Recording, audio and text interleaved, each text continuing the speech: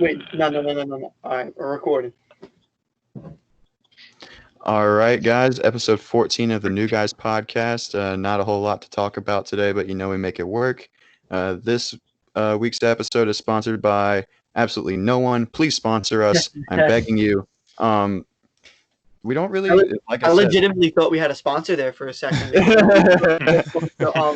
Big Three. So I'm like, God can wish. Sponsoring us now, but nope. Yeah, I was on with Babs and them yesterday. It's getting in my head. It was nice having a sponsor read anyway. Like I said earlier, there's literally not much to talk about this week. I know we say that a lot, but there's really nothing. I mean, the NBA, or not the NBA, the MLB announced they're agreed on a season. They're going to return to play, all that kind of stuff.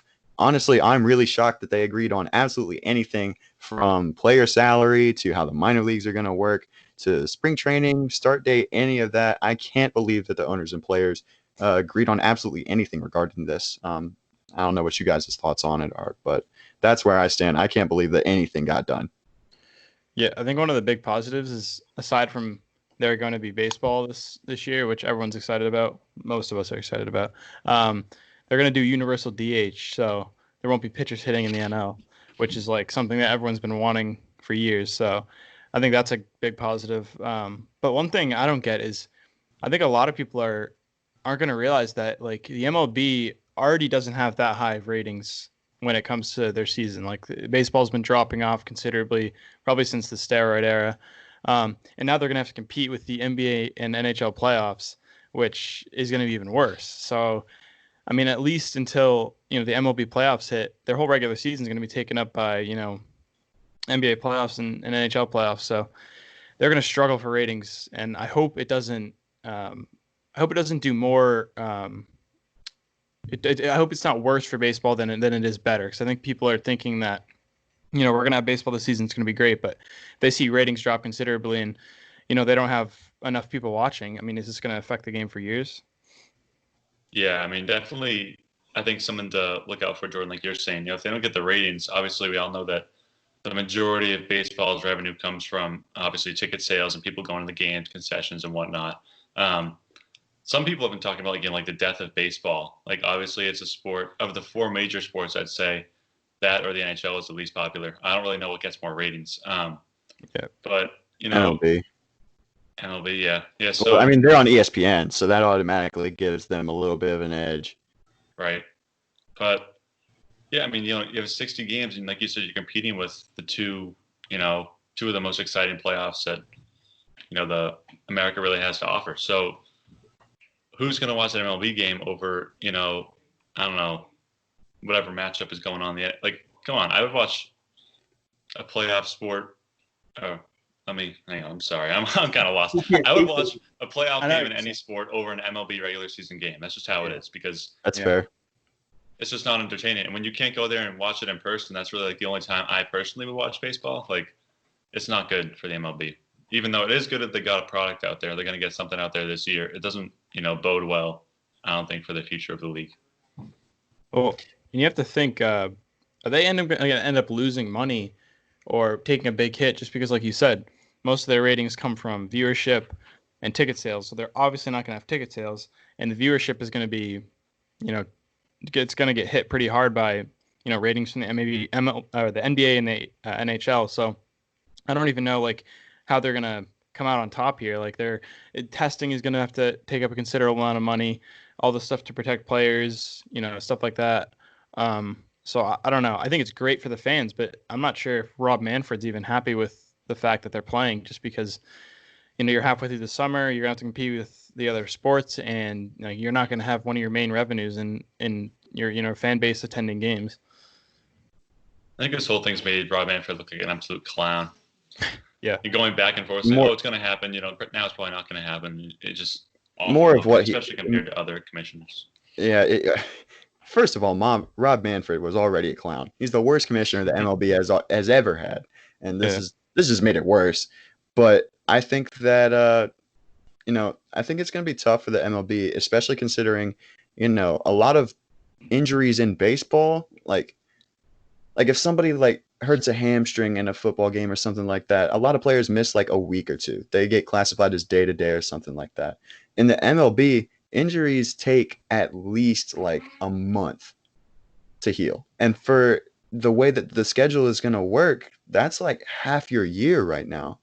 That's half their season. So it's really going to be tough. And then on top of what they're going to have to deal with in terms of players testing positive and stuff like that, it's going to be really, really tough to, see how injuries can affect baseball. I think it's going to have more of an effect on baseball than any of the other sports that are coming back, really, because we talked about, how a positive test result would affect, an NBA team that's in the playoffs or an NHL team or anything like that. But for baseball, I would argue that,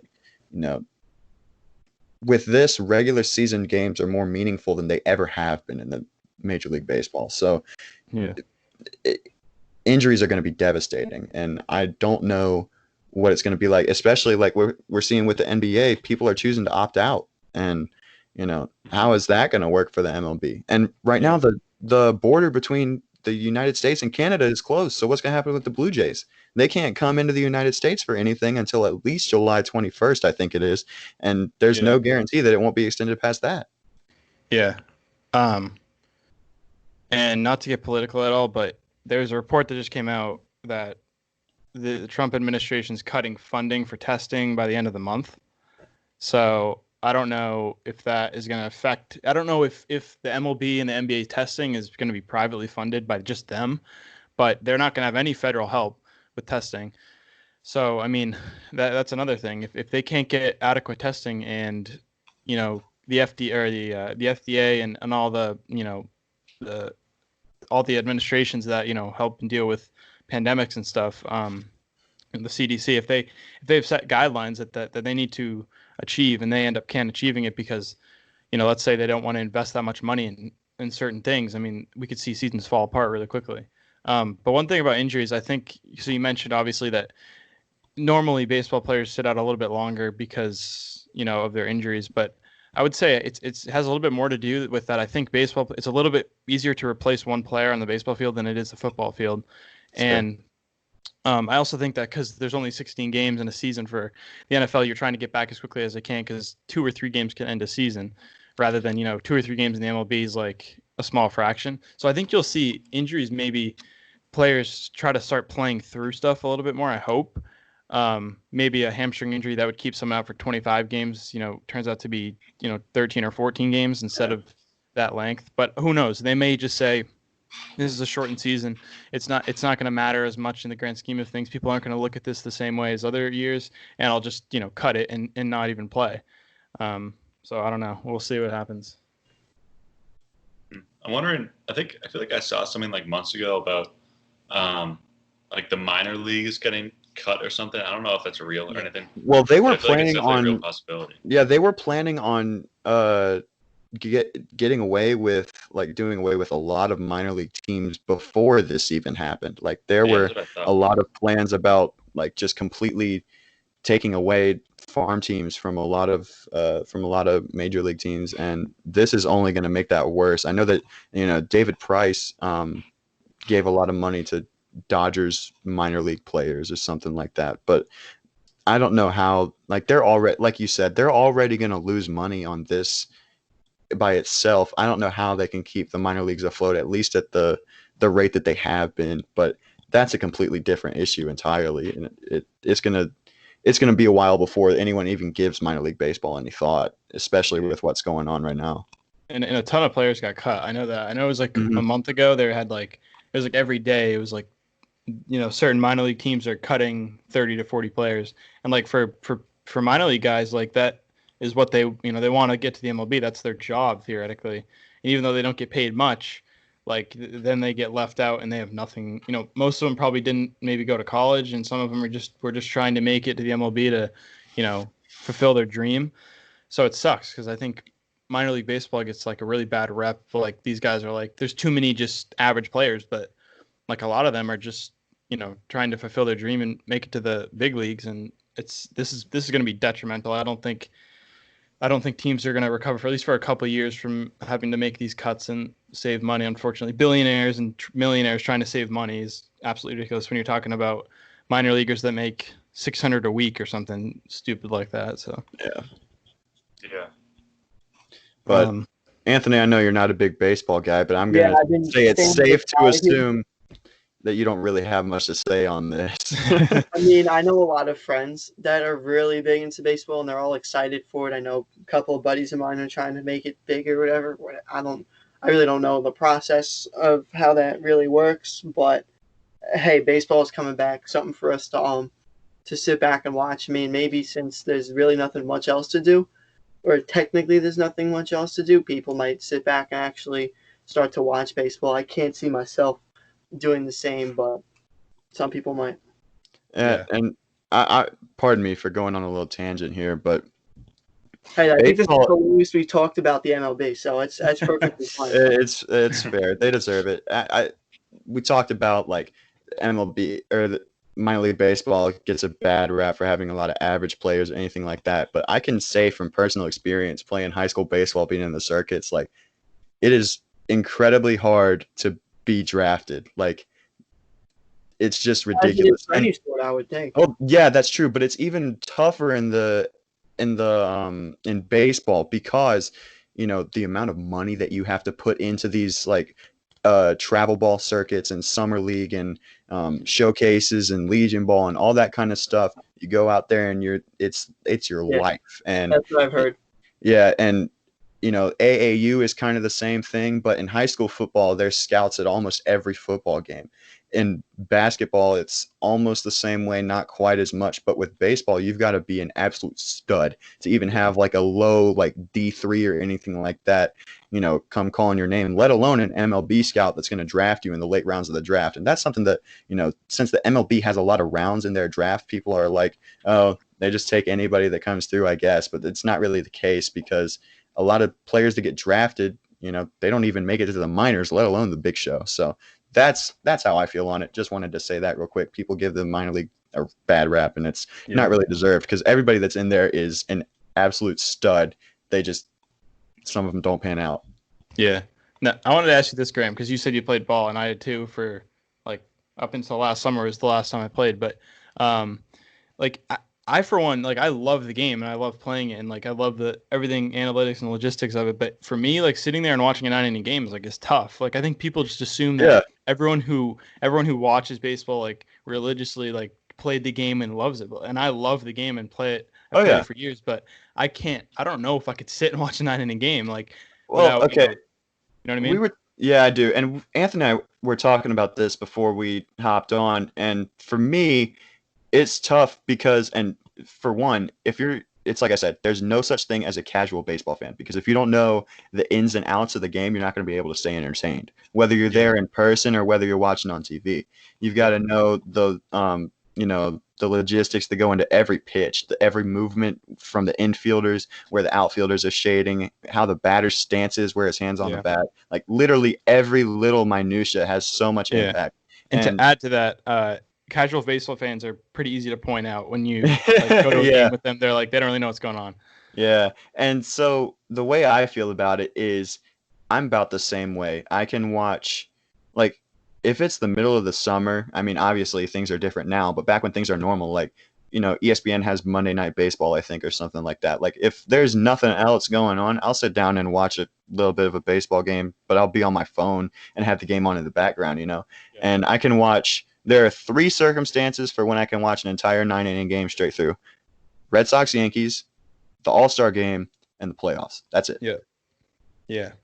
Well, I think it's like people like baseball is a sport where, and I don't mean to like insult anyone's intelligence, but like you have to, like you said, you have to be aware of the game at all the time. And basketball is a game where it's pretty easy to just like pick it up pretty quickly. And I think it's like, if you didn't grow up playing the game of baseball, it's hard for you to actually get into it because you don't necessarily know the ins and outs, and it's a lot harder to learn. If you didn't grow up playing basketball, it's not like you're not gonna become a fan after you see, LeBron or Giannis or Kawhi or someone, just go off. I mean, it's easy to become acclimated to that culture. I think it's a lot harder in terms of, baseball because it's been kind of phased out of our, society for years. Yeah. And I mean, I don't think there's anything more to say on it like that. Like, if you haven't had, first of all, if you are listening to this for any reason and you are a youth baseball coach, thank you, because it is one of the hardest volunteer jobs absolutely ever, and they don't get a lot of credit for it because every single player that's in the MLB right now had a baseball coach when they were younger that showed them how to play the game, first of all, the right way, and a way that was different from the way that other people taught them that was mainstream, you know? So every coach is different, and a lot of them do a great job. And so they don't get the kind of respect that they need. And that goes for all sports, really, but baseball especially because it's so mental. Football is kind of the same way, that it has a lot of mental aspects to it, but I digress. Anthony, if you want to jump into your wrestling segment for this week, you can go ahead and do that Yeah, now. I really haven't been talking a lot because obviously I really don't know much about baseball, and I've been saving all my energy up for this because I actually have a lot to talk about this week. Oh, yeah. There's been a lot of news circulating this past week, but I'm going to start with my little Raw recap from this past Monday. If you didn't know, we usually shoot on a Friday, but it's a Wednesday today because I've got a bunch of crap going on Friday. Got called into work. I got a little small window to shoot, so we said, screw it, we're all free. Let's do it now. Raw, I feel like this show this past week there really was no surprise element because everything was announced ahead of time what was going to happen. Edge cut a promo, which was okay. I mean, I think people are they really don't know what to expect out of Edge at this point. And he announced on his Instagram this past Monday before Raw aired that he was gonna give an update on his tricep, and I don't know if I missed it, but to me he didn't, and that's what I kind of tuned in for. I was looking forward to seeing what he had to say. Maybe he would come out, but it was a whole pre-recorded taping of just him in like a dark ring. It was really, really weird. But the one thing I do want to complain about from Raw is the whole Sasha Banks and Bayley thing that I've been complaining about for the last few weeks now. Sasha Banks came out after they successfully defended their tag titles and said, I want to go for that world title. I want a shot that you have, Bayley. I want to experience that. And I'm like, oh my God, it's going to climax right now. And then she challenged Asuka, and then I nearly turned off the television. Besides that very slow and agonizing build, really not much to say about Raw, but there's been a lot bigger news from this past week. I think the biggest story to come out was The Undertaker's retirement, so to say. I mean, I definitely think he's done in the ring. He announced it on the last episode of The Last Ride. Once again, shout out Babs for that network login. I enjoyed every second of that documentary, and I said it in my blog that I just uploaded a few hours ago. At first I thought, damn it, it was on my bucket list to go see The Undertaker wrestle like live in person, and it kind of bothered me that I wouldn't be able to fulfill that dream. And then I thought, as a human being, he doesn't have to withstand this grueling punishment anymore, especially as a 55-year-old man. Like, I'm telling you, after 30, I mean, I don't know from experience, but after 30 years of just getting absolute crap beaten out of you on a daily basis, because I don't know if you guys know, but besides like the televised shows, they do what they call house shows, like actual live events that aren't televised, and they're doing stuff pretty much every day. And that stuff basically takes a toll on your body. I even said in the article that The Undertaker can probably name an injury for every year of his 30-year career, which is absolutely crazy to me. But yeah, shout out to The Undertaker doing his thing. I really don't know much else to say about that. You'll just have to read my article. On top of that, a lot of controversy came out this past week with the whole speaking out movement about sexual abuse in the wrestling industry, which was really fucked up to me. Excuse my French. I know we're trying to get sponsored here, and that probably didn't help. But yeah, it's really crazy. A lot of big time names being exposed. I know Velveteen Dream. WWE just released Jack Gallagher, who was incredibly over, I think, in like 2018 in the whole UK cruiserweight thing. I don't even know. I wasn't watching at the time. But they released him because of these sexual assault allegations. Matt Riddle, he just got pulled up to the main roster, and then this stuff comes out from, I think, 2016. He supposedly did what he did. I didn't really read much into it, but yeah, he just got a clean win over the Intercontinental Champion AJ Styles, who is probably the best wrestler in the world right now. Just overall, just because of his experience and his ring awareness.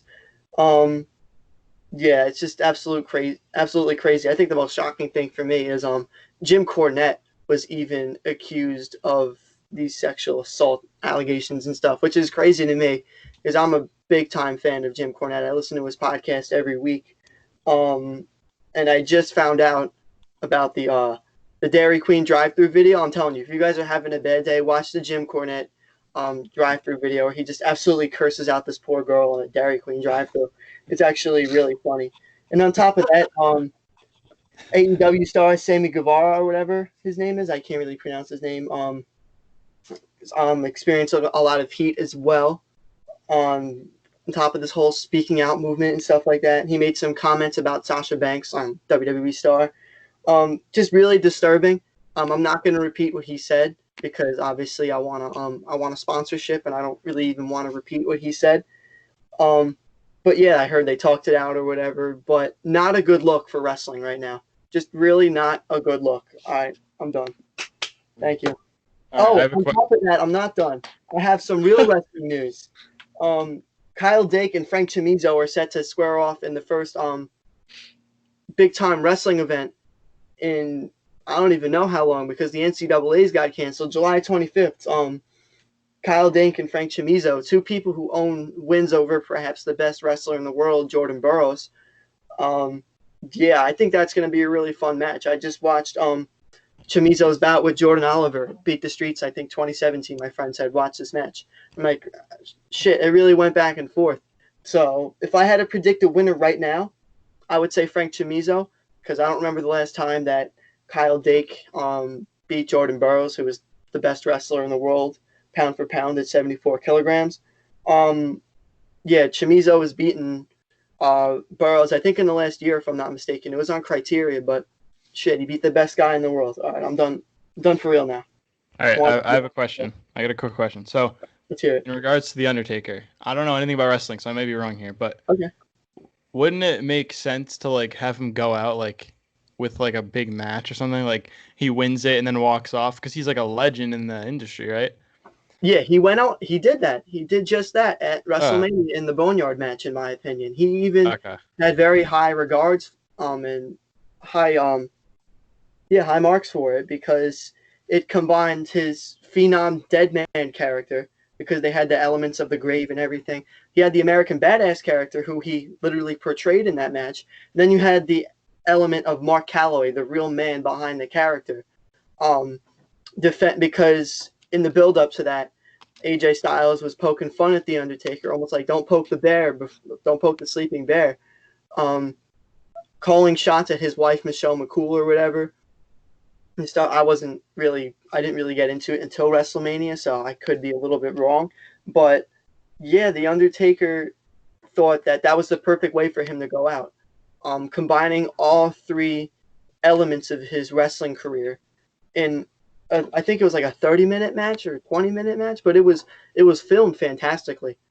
They made the best out of pretty much nothing. And he's even said in episodes prior he wanted to go out against AJ Styles, who is the best in the world right now that he never got to compete against. Sure, he never got to wrestle against Sting, but that was under completely different circumstances. But where was I going with this? I don't even know. But yeah, I think that was the perfect way for The Undertaker to go out, especially the way he rode out on the motorcycle to Metallica, which I'm rocking right now. So interesting. Before we move on, I want to say one thing. If you think I'm not going to go back as soon as this is done and sound clip you saying, oh my God, it's going to climax right now, you're out of your mind. I was thinking the same thing. I was going to say something. Every week, Anthony has. Tune in every week where I make an absolute fool out of Hey, at least it's not as bad as Pat not knowing how long a pregnancy lasts. Okay, that'll never. When did that happen? No, that wasn't Pat. That was me. Oh, that was you? Okay, never mind. Then you're just taking L's all over the place. Yeah. Okay, moving forward to Right. everyone's favorite Hayden, part of the willing to show. take your job as the punching bag here. Come on. This week's top 10, we got top 10 forwards in today's NBA. This one should definitely be interesting because I already know, and you should too if you've been watching the most recent episodes. I am not going to agree with Jordan on his list. So let's get right into it. Let's clear it Anybody's up real honorable quick. Hold on. mentions? Let me clear something up here. So we had a debate about where KD should lie because we're gonna do overall. It's not last season. It's not this season. Okay, we're doing overall. That's what I based all it right? off of. I wasn't sure. Basing it I based it off off of the overall. season. Based off of overall. So I went with your guys' take on it so that we're saying if he was healthy, what would he be like? Obviously, he's one of the better players. But let me just make this clear. I'll make it clear now.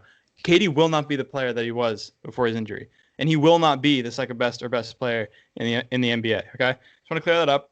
All right. I think that's I think that's fair. And Okay. All right. let me make this statement as well.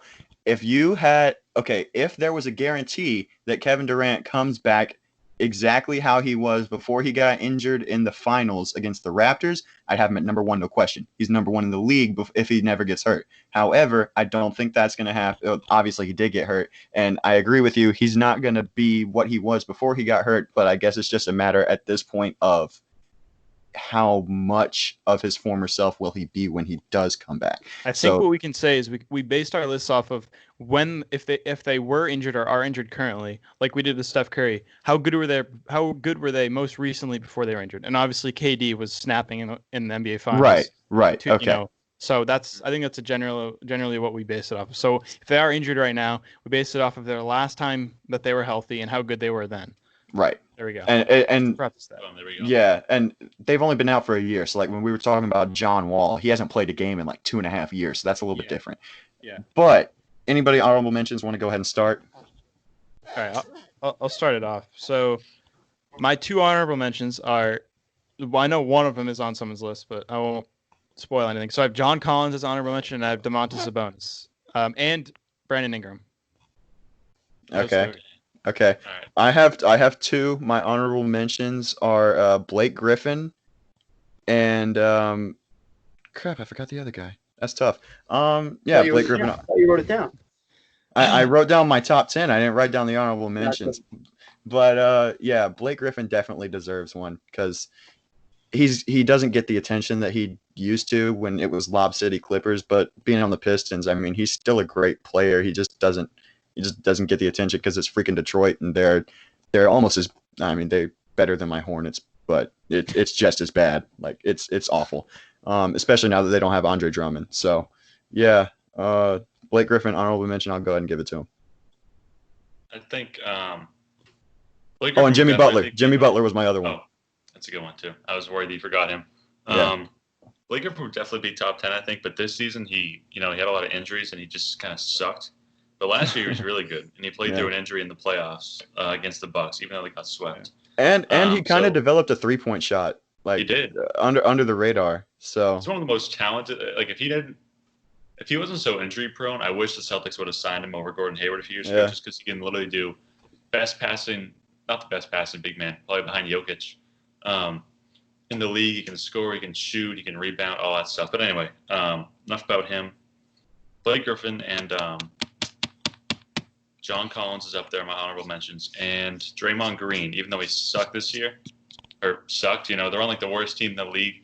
I think he gets a lot of flack because, he's not a scorer. He's not flashy really, but he does. I hate Draymond Green. He plays defense. That's the thing. I hate Draymond Green so much. If Draymond Green was on your team, you probably wouldn't hate him. Oh, for sure. He's a great player. You cannot deny how good of a player he is. I think he was like 7, 7, and 7 this year, which is pretty good, even though he isn't. Yeah. Nothing really stands out, but I'll give it to him for his best. I mean, people forget he was back in 2016, like when he won DPOI. I don't know what year though. It might have been 2016. 2016. He won it once at least. He was like a double every night, and he was a guy who could guard at least the 2 through the 5, maybe even the 1 at sometimes. He was so versatile, and like he could get you 13 rebounds a night and 13 points a night, and that's more than enough, especially when you're partnered with Steph Curry and Clay. You don't need someone to go out and score 20 a game. You already have that. You just need someone to, he's the best role player in the entire league. I think he was the key to that whole entire 73-9 team. Exactly. The funny thing about this is okay. So I hate Draymond Green. I hate him so much. But there is one clip of him, two, the one where he was like, "Nope, Warriors." Yup. Okay, that clip is hilarious. And then secondly, secondly, the one where he's in a game, he misses like 5 threes in a row, and then he cans one like wide open. He's like, "I'm back, baby." It's so funny. It's like every player so like cocky. playing at their every player at their neighborhood basketball court ever. Like that's exactly what it is. So other than that, I hate him. All right, go ahead, Anthony. Is the guy who goes my honorable 0 mentions, 0 I for put 12 Blake in the game. Griffin. I put Blake Griffin as well. And then I don't remember if we counted him as a center, but I put Kristaps Porzingis in an honorable mention. He's most definitely a center. Ben Scratch. I don't remember if we put him because I did research before this, unlike my other lists. I think he transitioned. I think in New York he was more of a power forward. I think he came to Dallas and he became a center. So yeah, but yeah, if we count him as a forward, he would without a doubt be. Oh yeah, he'd be high in my top 10. But I think he'd be categorized as a center. But yeah, all right. I guess I'll start it off since I said my mentions first. So at 10, I have Chris Middleton. Oh, I forgot he was a forward. Yeah. Okay. Well, even then I'll go ahead and give him an honorable mention because he wouldn't make my top 10 one way or the other. But yeah, I'll give him an honorable mention. My number 10 is Draymond Green. I also have Chris Middleton at 10. Atta baby. Jimmy Butler at 10. Okay. We were arguing about that before, but I at first I made probably like my top 10 twice. Honestly, I was flipping around like 7 through 10, and Chris Middleton 54-9 this year. I think he's averaging like 22, 21 points right around there. 0.1 off of a 50-49. Yeah. His free throw was like 89.9. Give it to him. He's gonna get it. He's gonna get it. Can't do that. Even that, bro. That's crazy. And he's so important to that Bucks team. Like without him, kills the Celtics every time. Yeah, he's a. Oh my god, yeah. Yeah, Middleton is like right there with Draymond for me. Like if you could have 10A and 10B, it would be those two for me. See, the only thing I have over in regards to that is that I don't think Draymond Green can be a number 2 on a team and like help them win a championship. But I think Chris Middleton can. That's fair. But okay, at the same time, do you remember the offseason when I think it was the same offseason that Blake Griffin was a free agent. Draymond was as well, and the Warriors gave him a max. Yep. And if Draymond and Blake Griffin had both gone to Detroit to be with Andre Drummond, that would have been like the nastiest team ever. Like it would have been a whole new Bad Boys era all over again. And I think Draymond would have been the number 2 on that team. And I would have loved to see them just dominate people. In the paint. That team doesn't sniff the finals. Well, absolutely not. But they would have been so fun to watch. They would have been amazing to watch, especially if they ended up getting Derrick Rose as well. Derrick Rose would have been the perfect point guard to put with those 3 guys. Yeah. All right, Anthony, what you got? Number 10, I put Jimmy Butler. Yeah, Jimmy Butler. The only problem I have with Jimmy Butler is that, he can't shoot threes with a crap. But I mean, his mid-range game is his mid-range game is ridiculous, and he can distribute. He can play make like nobody's business, and he's pretty freaking good on defense as well, if I remember correctly. But another guy that just misses the top 10 cut for me. So I'll transfer into my 9 because mine's Butler. I want to go back to Jimmy Butler real quick because I'm not too knowledgeable in basketball. You say he has like a ridiculously good mid-range. He's ridiculously good on mid-range, but he's absolute garbage at the three-point line. So wouldn't you think that someone with an absolutely insane, one of the best mid-range games in the league could have somewhat of a decent three-point range, or does that like completely – It's really like a my player. It's like a my player where you just max out your mid-range and then your three-point is just garbage. Gotcha. Well, yeah. One thing I want to touch on. Pretty decent at him, though. I don't know what it is this year. So, like, this year, he hasn't been a good three-point. He's shooting 25%, which is awful. But last year with Philly, he shot 34, sorry. And then with his year with Minnesota, well, he can only play 10 games. But the year before that, I should say, he shot 35%. So, like... Which is still not great. That same year, before he got traded to Minnesota, I should say, he shot 35%. It's not bad though. It's not 35% is right around league average. So, and again, if you look at like specific analytics of like win shares, defensive win shares, like box plus minus, he's high on every single one of them, and his usage rating is pretty low, which means that he's just being efficient as with Kendrick Nunn and Duncan Robinson and Adebayo. Tyler Harrow. Yeah, exactly. Yeah. And one thing I wanted to say is that if you look at the stat I like to look at is like it's called let me pull it up. It's like the average above replacement, where if you replace the player, it's value over replacement player. So pretty much if you replace the player, like this is how many wins it would drop the total games or something like that. I don't know the logistics of it, but I know I've seen people use it before, and he sits at 9. So I think he's really important to the Miami team. I've never been really high on Butler just because he hasn't had much success, especially even on Philly. Even though he was arguably the better player last year with Embiid, they couldn't get to the finals or anything. So, but I think he deserves some credit because he's a dog on defense. He can, like you said, Graham, pull the mid range. He's struggled at 3 this year, but he's shown in the past he can be an average shooter. So I think he deserves a little bit of. I want to say one thing about him. I think him with the Heat is what him with the Timberwolves should have been. A good young team with quality young players, but the Heat listened to him, and the guys in the Timberwolves didn't.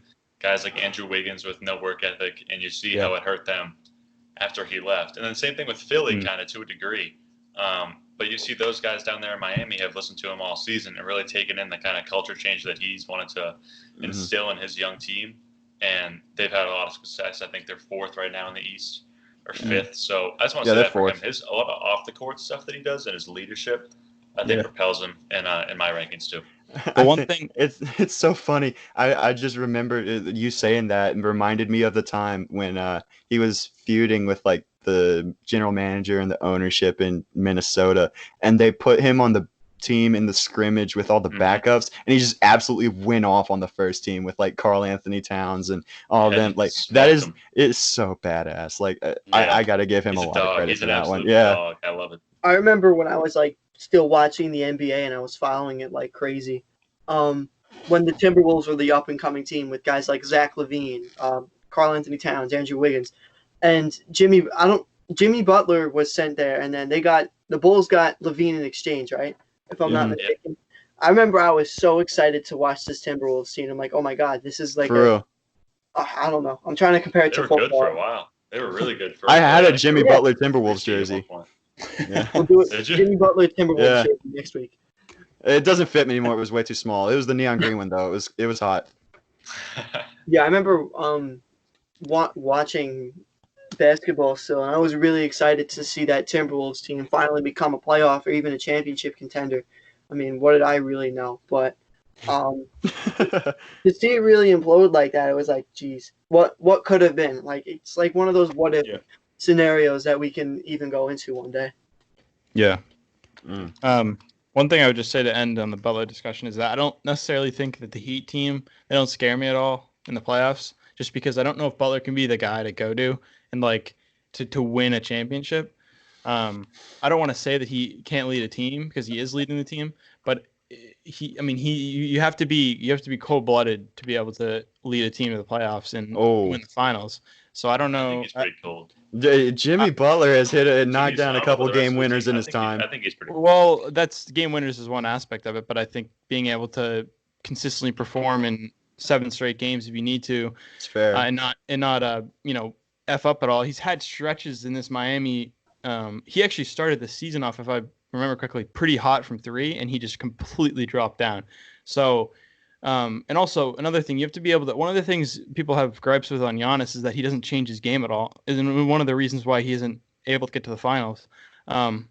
If a team sees you for 6 or 7 games straight doing the same thing over and over again, if they have anyone who can stop you, you're going to get stopped. So just like how he was stopped by the Raptors, they figured out what his game plan was because they played 6 straight games with him, 6 straight games. And it was easy enough for them to stop him. So I think Butler has that problem too. If you can't change your game up enough, he's not going to be able to lead them. But I mean, he's, this is the year to do it, or maybe next year if they can grab another star. So yeah. You said 9, right? Jordan? Yeah, Sorry. Patrick, you said Jimmy Butler was your 9 too? No, Yeah. he's my. Well, I'm not gonna say where. He's a little higher. I have Paul George at 9. Oh, okay. Forgot Okay. about him. Paul George at 9. Okay, I've got Brandon Ingram at 9. I had Brandon I Ingram. saw that. at That's nine as well. odd. I think it's. Wow. I like Ingram, but I think, obviously he had a really good year this year. I think part of it was being on a bad team, but he's definitely like a lot of comparisons to Kevin Durant. You could definitely see that this year. For sure. Yeah. He was like unstoppable at times scoring. It was like, unbelievable. Yeah. He just missed the list for me. But you guys I all could gave your see 9, it. right? Yeah. So- Better than that, though. Yeah. Yeah.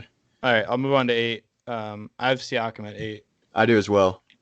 I got Jimmy at 8. I put Jason Okay. Tatum at 8. Oh, that's low.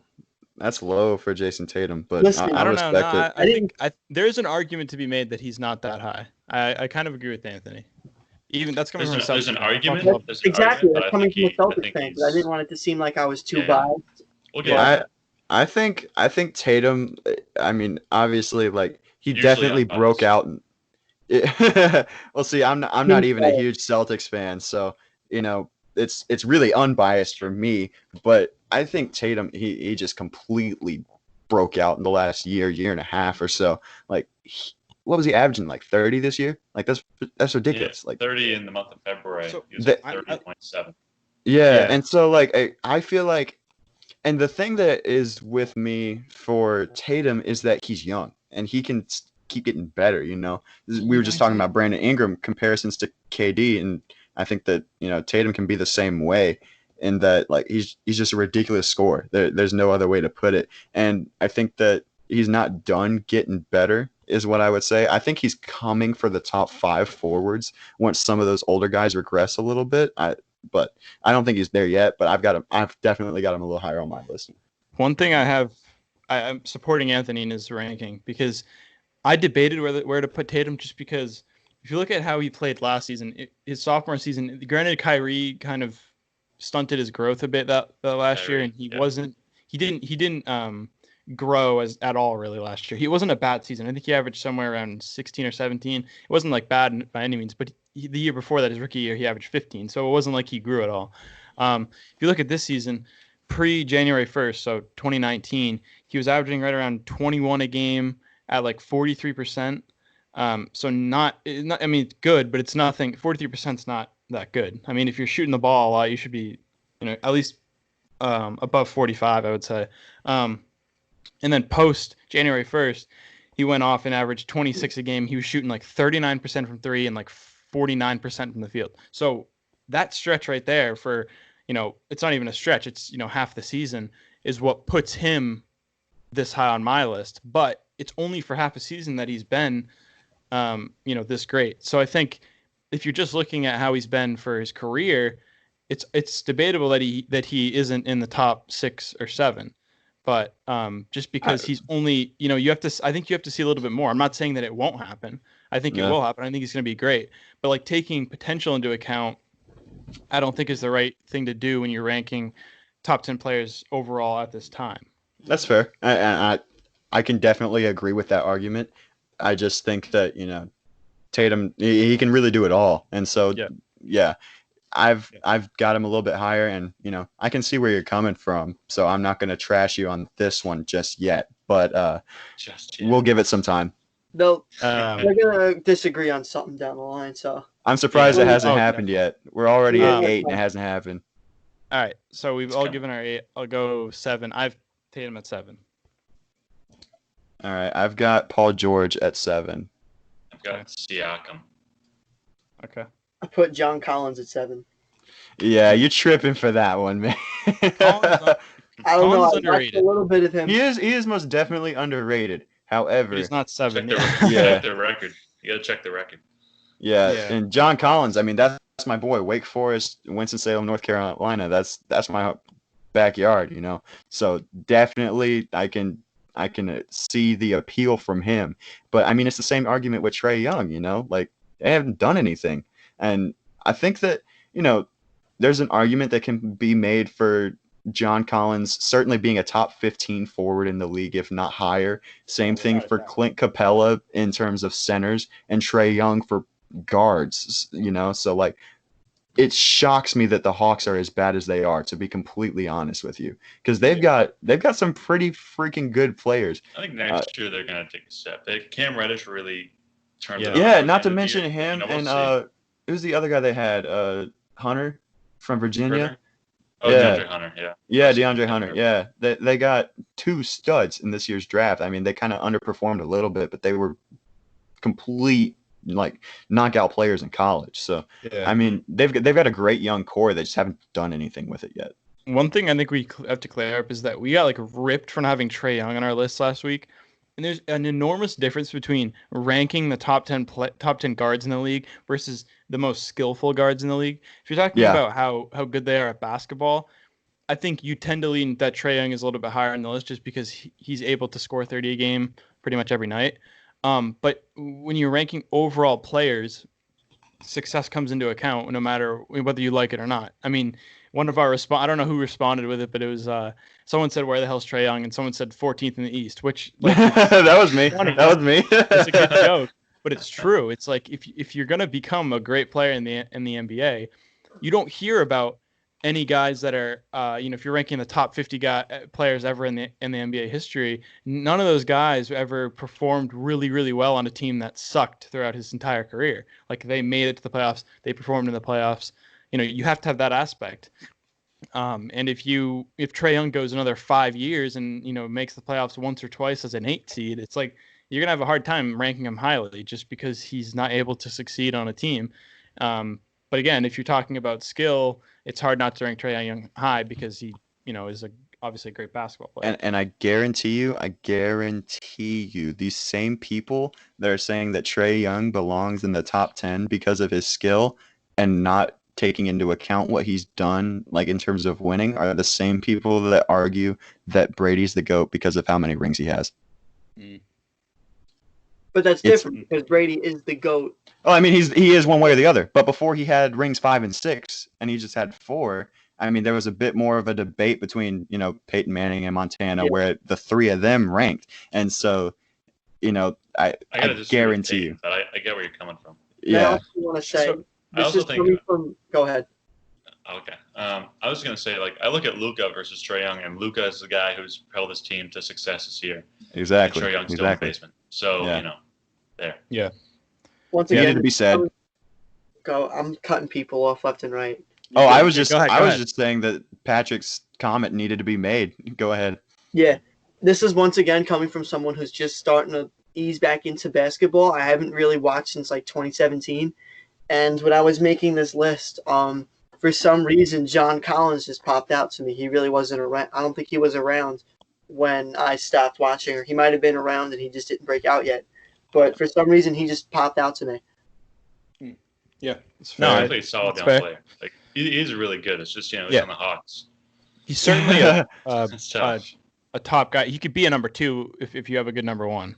I mean, I think that he can be successful, and he's still young. We've mentioned Tatum being young. Collins is, I think, they were drafted in the same year, so they got to be right around the same age. Yeah. So he'll be interesting for years to come. All right, we've all gave our 7. Moving into the top 6. After this one, we're generally gonna have the same list, but it's gonna be in a different order, I'm assuming. So that's where I'm gonna fight with Jordan. I promise you. You're gonna be surprised. Yeah. All right. Number six, I've got Jason Tatum. I got Tatum too. I put Draymond at 6 because I still think you're gonna get flamed for that. You are gonna get Draymond at 6 is an okay take if it was still 2017. Yeah. But it's not.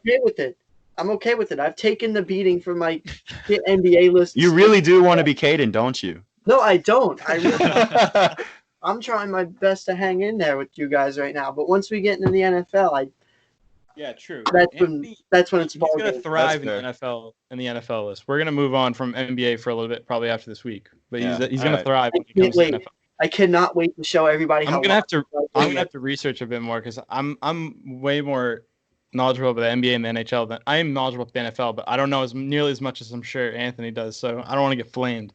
Yeah, Anthony and I are gonna go off when it comes to football. Yeah. All right. So we all had Tatum or Paul George, and then it was Draymond Green. Draymond Green. Okay. So my thing on Paul George is I think that defensive, like it was always him or Tatum. Like I think that's the debate who's better right now. Like offensively, I think it's very close, and I might give Tatum the edge. But defensively, I think it's a pretty wide gap right now. Not to say that Tatum can get better, but yeah. But Paul George is just elite, like defensive player of the year candidate. Yeah, and I think Tatum crossed him up though. True. That is true. That should account for our list. That should account for that one play. Yeah, that one play is all you need to see about those plays. But I think I honestly think if next year by the end of the year I'm gonna have Tatum at least 6. I think he's gonna pass Paul George. But right now I have to say, PG still has over him. All right, moving into the top 5. I might get roasted for this, but I have Giannis at 5. And here we go. Ring that bell. All right. Yeah. Here it is. Giannis. Oh my God. Let me hear it. Giannis is the best player in the league right now. No. That's so false. That's so false. And I have Anthony Davis at 5. I have Anthony Davis at 5. Anthony Davis at 5. Yeah. Jordan, take that, bro. Take that, man. Well, I can give you some stats that'll. As round 1 goes to ground, Jordan looks to bounce back in round 2.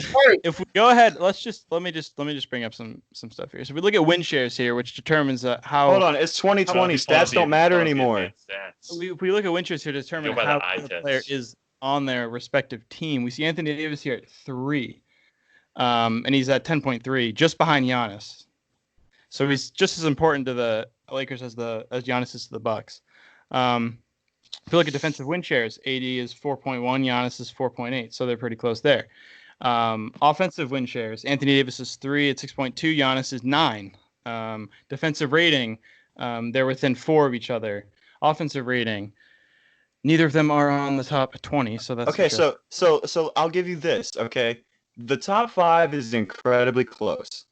The top 5 is incredibly close. The gap from 1 to 5 is infinitely smaller than the gaps between 5 and 6, 6 and 7, all that kind of stuff. Maybe not 6 and 7. Totally agree. Top five is in a completely different universe. Yeah. And so I will give you that.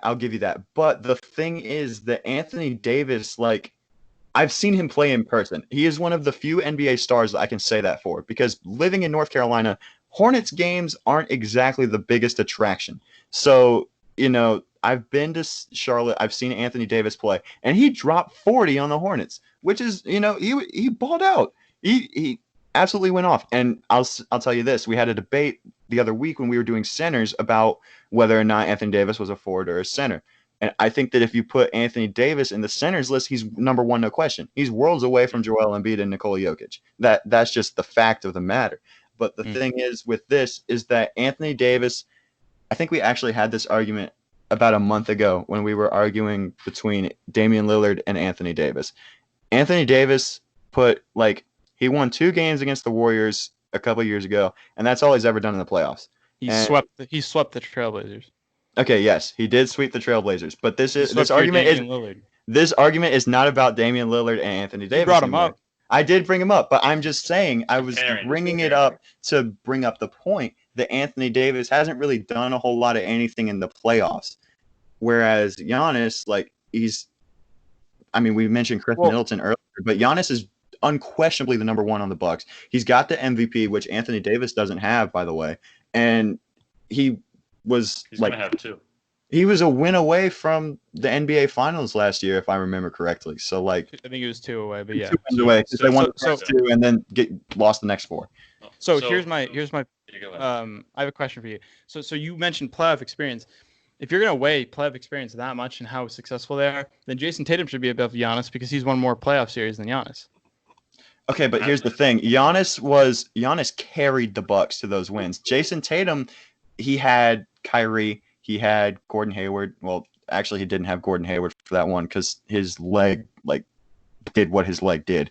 But Tatum wasn't the only guy on those Celtics teams because Terry Rozier went off in the playoffs. I want to say something to that argument. That's like saying that going by playoff success, that's like saying that, Eli Manning has more rings than Dan Marino, so technically he's better. The argument is when you're talking about 2 players that are very similar caliber, very similar status, the playoff argument helps, but it's not the end all be all. It's it should be a tiebreaker. It should be a tiebreaker. That's fine. But the stats, if you look at the stats in depth, AD and Giannis are not that different. That's my point. I mean, I think when I said Giannis, everyone was like, "Oh my God, how do you have Giannis behind AD?" But if you look at it, they're not that different. And AD is still putting up those points with LeBron James, and that's insane to think about, considering they now have two 26, 27-point scorers, and he's not getting taken over by LeBron. Giannis is the only big scorer on that team besides Chris Middleton, who is not by any means going to be the best player on a championship team. Also, AD keep in mind could that be I'm the pretty best player. sure Giannis is playing probably like 5 or 6 less minutes a game because of blowing people out so badly. And you look at team success, I think, who would I rather have leading my team, Giannis or AD? The guy who led his team, who was on an all-time pace earlier this year, who was on like a 74-8 pace halfway through the season, or the guy who made the playoffs twice in 7 years with supporting cast, it's not even close. Here's what I'll say. My gripe with you having Giannis at 5 is more about you having Giannis at 5 and not about why you don't have AD at 5. I will wait to pass my judgment on your Anthony Davis argument until when I see where I see you have him, I have him next. I'll just say that. Okay, you have him at 4? Okay, so I can be okay with that. If you had it any higher than 4, I was about to absolutely demolish you. There's an argument to be made that AD is the best player in the Lakers. Okay, that he's been a better player than LeBron. I'm not saying that he's more important, but he has performed better than LeBron in many aspects of the game.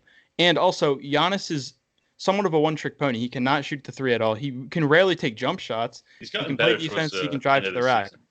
Okay, but neither could Shaq. Again, Shaq was still as dominant as Giannis is. But Shaq was successful early on in his career. Giannis has not made the finals. He got to the finals, but he really didn't do anything until he got to the Lakers. Then he was paired up with Kobe. But he was easily the best player on the Lakers. Again, those were Shaq's teams. Oh no, I know, but he was also it was Kobe and Shaq was like LeBron and AD. And you can't really say that it wasn't. I mean, in terms of star power, Shaq, it's not like AD. I mean, it's not like it's like having Giannis and LeBron on the same team, pretty much, as opposed to I don't know where Shaq. Here's what the argument is. Yeah, I agree with you, Pat. I don't think that team's as successful without LeBron at the helm. I agree with you. It's especially because, if you put, it's like the same argument. The Lakers supporting cast right now without LeBron is very comparable to what Anthony Davis's supporting cast in New Orleans was before Boogie Cousins and all that came in. And Boogie Cousins in New Orleans was still pretty freaking good. They had Drew Holiday and all that kind of stuff. The only guy that I would say is really better than anybody that the Pelicans and the Hornets had before Anthony Davis got Boogie Cousins is Kyle Kuzma. Because Kuzma's pretty good. He regressed a little bit. But here's my argument. Shaq and Kobe is like if you Steph Curry and Giannis on the same team. It would just be ridiculous. Or James Harden and Giannis. That's an all-star team right there. And I think that Anthony Davis and LeBron have been really good, but I don't know if I'd put them on that same tier. And, I just think that Anthony Davis is definitely on the lower end of the top 5, and I'm very okay with the fact that Is there a reason why you say that? I do. Okay, so here's my thing. Is it that you don't think he can lead a team? I don't think that Anthony Davis has the playmaking ability of the other 4 that I have on my list. Which should be pretty obvious at this point. Playmaking, yes, I would probably agree with that. But I think that he has. And if you don't have, he has the ability to stretch the floor more than Giannis. That's fair, but he's the better defender. If you're gonna take somebody, if you're the best, you need to be somebody who can lead your team. If you can't move the ball around, if you can't facilitate, if you can't make your teammates better, then I don't think that you deserve to be elevated on the list. Well, theoretically, that means a lot of big men. You shouldn't have a big man sniff the top 10 because a lot of Joel Embiid can't facilitate an offense, but he's still one of the best players in the league. I mean, there's limited. Argument. Nikola Jokic is arguably the only center in the league that can facilitate an offense. Karl Anthony Towns is a fantastic center, but he's not going to facilitate an offense. I don't think it's right to judge a big man on whether they can facilitate. I think it's better to judge them on the specific aspects of the game that they do well, that big men do well, rebounding, defense, stuff like that, compared to what forwards or guards do better, perimeter D and stuff like that. But that's fair. But the only thing that I have is that the other 4 my top 4, they can all do that, and Anthony Davis can't. So They can do That- everything Anthony Davis can do, and they can and they can No, that's facilitate. not true. That's not true because Giannis cannot Anthony shoot Davis the has a three. little bit more of a shot. I'll give you that. You I'll get way give you more that. than a I mean, shot. with Giannis Giannis- can't shoot the three.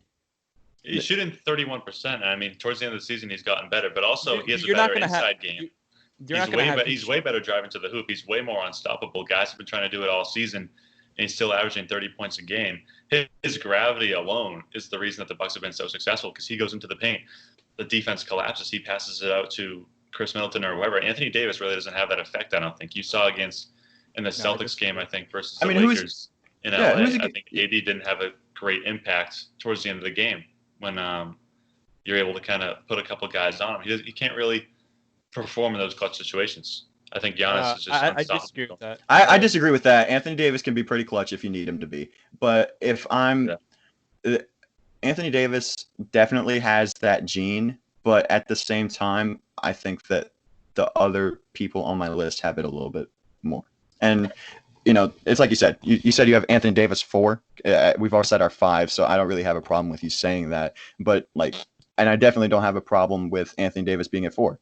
It's just a matter of I think Giannis deserves to be way higher than 5. Well, and I'm gonna get. I know I'm gonna get flamed by people in the comments because I'm gonna have the MVP of this year at 5. But again, I think it's a lot closer than people think in terms of the MVP race this year. I think Anthony Davis is right behind Giannis as the number 2. I think in many aspects of the game he's better. I think he's more. He's very important to that Lakers team. Probably not more important than Giannis is to the Bucks.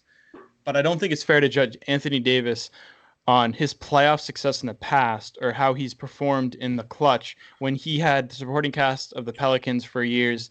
And then you look at Giannis and he's got Chris Middleton and he's got Brook Lopez and guys like that who are able, and Eric Bledsoe for years. Like he has a lot more secondary players to go to compared to Anthony Davis. And I will say one thing and then we can move on. All right. So first thing, do not knock the supporting cast that Anthony Davis had towards the end of his time with the Pelicans because their 4 of Drew Holiday, Rajon Rondo, Anthony Davis, and Boogie Cousins was pretty good. Rondo was exceptional in that playoff. So yes, here's my argument to that. I would pick Eric Bledsoe over Rajon Rondo. I would take Chris Middleton over Drew Holiday. And then you've got Boogie Cousins or Brook Lopez. I would take Boogie Cousins. Yes, I would agree. I would agree with that, but I don't think that Eric Bledsoe is some transcendent player. It's not like the gap between him and Rondo. It's not like the gap between him and Rondo are huge. I think it was pretty significant in 2017. Well, also I think Bledsoe was still on the playoffs Suns at that very point. I equal. think. That's fine. I mean, in 2018 when we beat the Bucks in the first round, I mean, Eric Bledsoe was an absolute dog on defense, and he could put up 20 a game. So he's one of the better underrated guard defenders. I want to say this. So we're not going to hold Anthony Davis's lack of a cast against him, but we do hold it against Damian Lillard last week when we were ranking our guards. And we made the comparison of Anthony Davis and Damian Lillard when they're both very similar scenarios where they both haven't had a ton of help and not a lot of playoff success except for 2 or 3 series wins each. So if we're going to go by that argument, I think it's a little. Well, I'm not saying the it's not fair to use previous teams, but when you say when you compare, say Giannis has made it to the Eastern Conference Finals, Anthony Davis hasn't sniffed the Western Conference Finals, you have to look at who they had. I mean, that's like saying, like in 2017 when I refer to Russell Westbrook, if you were like, well, he didn't even make the finals and he had a great MVP season, that should get thrown away. Well, look at who he had on his team and look at how they performed without him. So, I mean, I don't know exactly how the Pelicans performed without AD, but I mean, they were able to beat the Blazers in the first round, and that should be pretty significant considering AD was by far the best player on that team. And if you have Damian Lillard over AD, I don't know the argument there because AD swept him in the playoffs when Dame Lillard shot 25% that series. But that's like saying that Eli Manning is better than Tom Brady because he beat him in 2 Super Bowls. I mean, that's not true. It is a little bit true. Moral of the story. No. That's not true at all. Let us know who's better. Because Eli Manning in the regular season was not better than Tom Brady, and nor was he better in his career. So far, AD may be better than Damian Lillard because stats, say that. I'd say he's definitely better than Damian Lillard for the career, 100%. Yeah, exactly. I mean, I don't want to make that an argument because I don't think it is an argument, but we can move on. I think we should move to 4. 4. Yeah. All right. I already get my 4, so you guys can go. I think Graham's getting mad. I have Giannis at 4. Yeah. Thank you.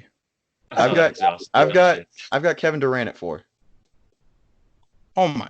Wait. If healthy. Okay, hold on. We got Here we into go. an They're argument gonna about. for one spot again. Let's do this. So are you basing it off of it when he comes back? Yes. Okay, that's fair. That's fair.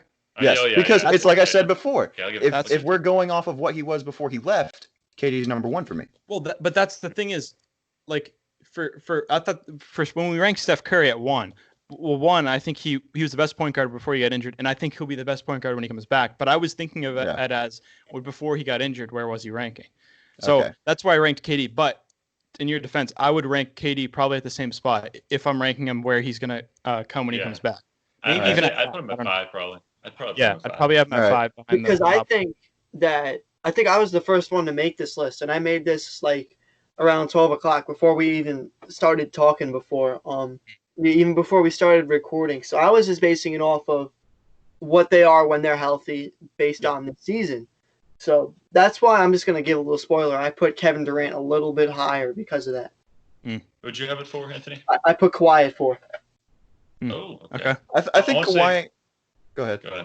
Well, about KD, I think the good thing is his game is pretty adaptable to being not as physically capable as he was before, because he's a very good shooter and everything. He's just like he's big and he can shoot over guys. So like Dirk made a career out of it. So hopefully KD. I'm not saying he's going to come back with the athleticism of Dirk, but I think his game is very translatable, which is a good thing for him.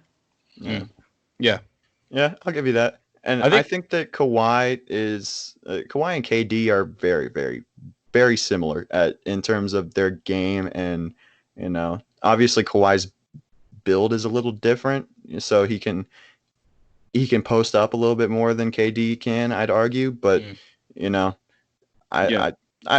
it's like I said before, as long as you have your top 5 as the top 5, the order is just personal preference. Yeah, we can live with it. We can live with the order, I think, as long as you have those guys up there. All right. So we'll go to the top 3 now. I have Kawhi at 3. I do as well. I put Giannis at 3. I have Kawhi at 3, but I kind of want to put KD at 3, but I'll leave it at Kawhi. But I think that's very close too. I think Kawhi we ranked them a bit different because I think Graham ranked it in terms of when he comes back, which I kind of agree with that ranking more so, because when he comes back, I don't think he's going to be better than like those top 4. Yeah. But I'm ranking it where I thought he was before he got injured. I do think LeBron was better, but so we can all agree that we kind of can.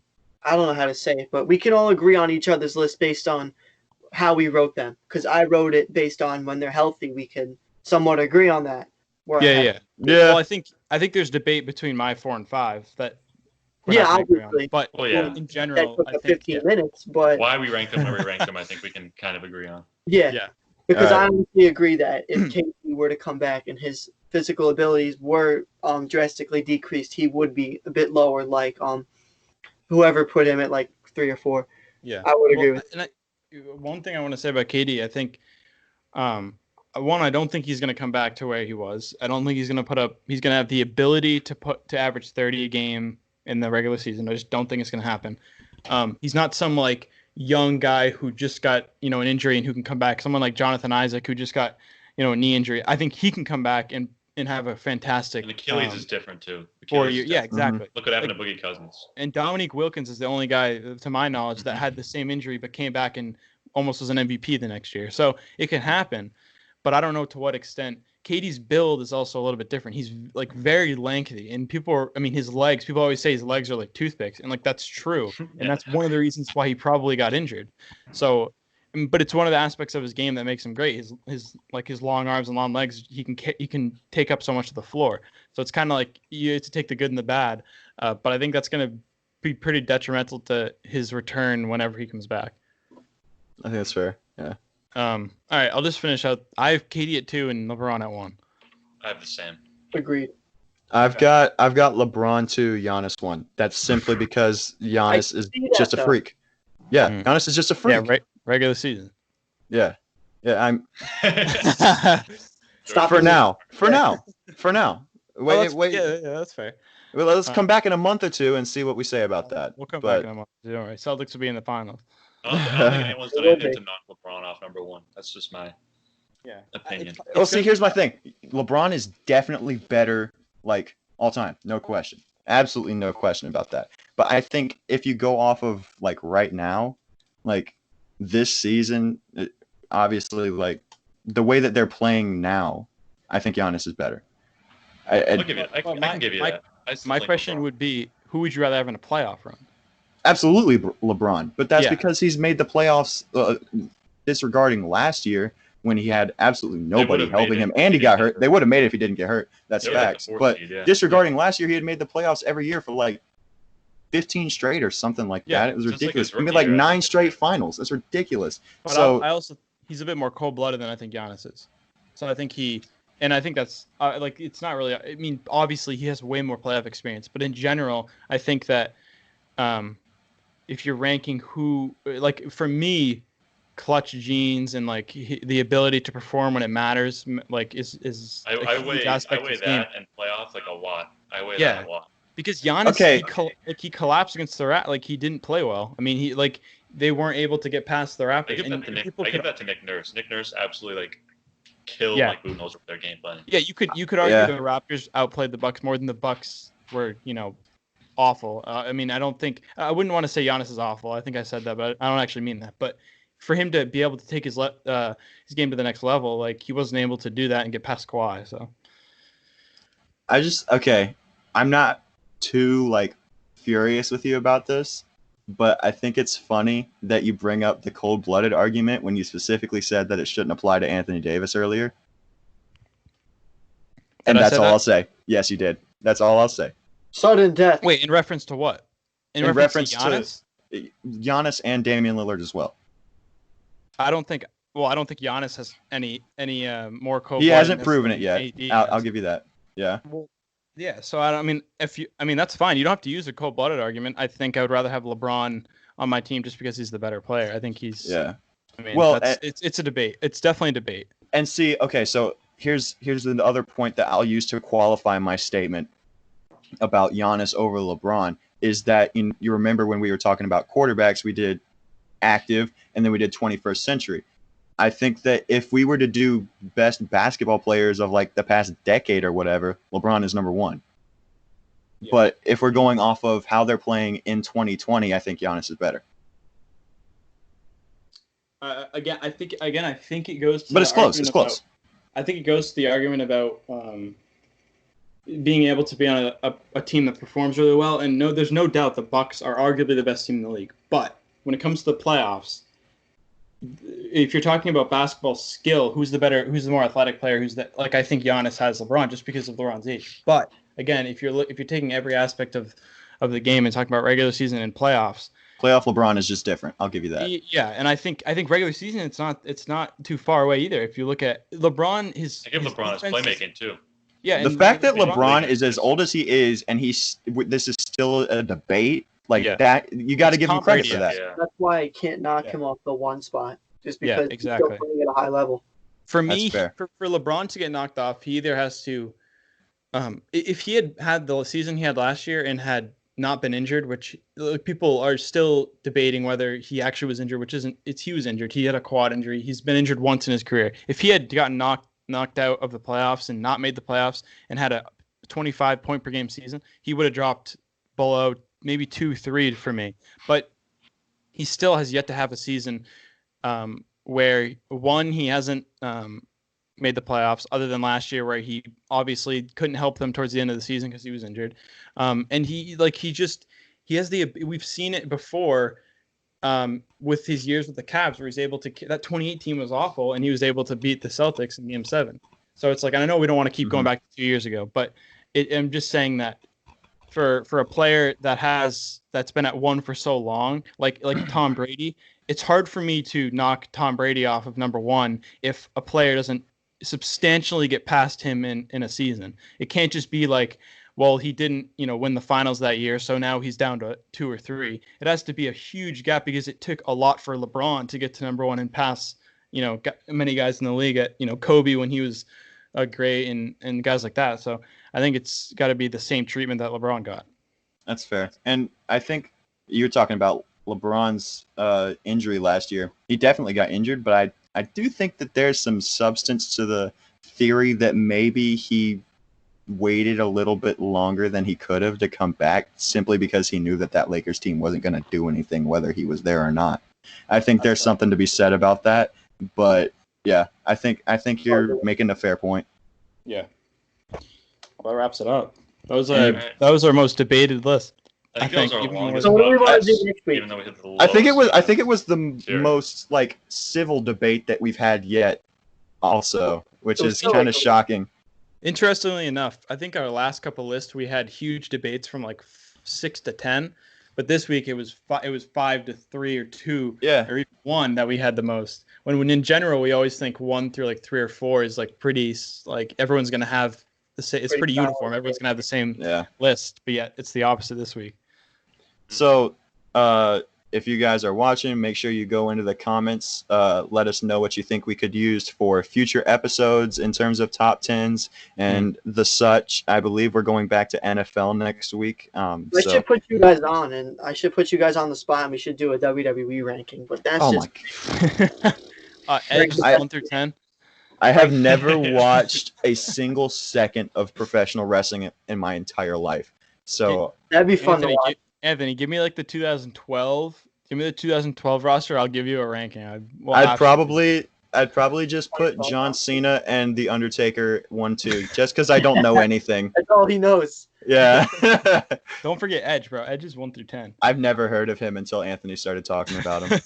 That just shows how much I know. Well, if you saw my article from a few weeks back, Edge just missed out on my top 10. So was there a little bit of bias? Maybe because Chris Unbiased. Jericho- Usually unbiased. Usually unbiased. There it is. Unbiased.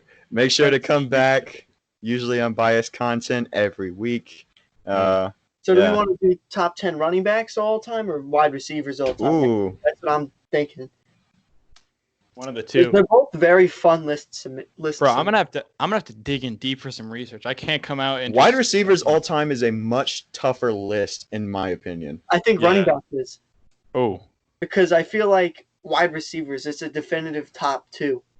I think we should start running back, go to wide receiver after that. All right. That would be Yeah, my I think take. I think I could do running back more off the head than I could do receiver. I think receiver's much more debatable. Past like fair. the top 2 or 3. All right. Yeah. But I we'll There you have it. see you next week. Running back all around is more debatable. Please sponsor us. So, yeah, please somebody. Deep, Please, deep. we're desperate. Hey, give us a like and Intro. let us know who won the debate in the comments. Just say the just Yep. say their name. That's it. Make sure it's Jordan. Please, God, don't. All right. Oh. Peace. All right, catch you guys Next week, guys. Later.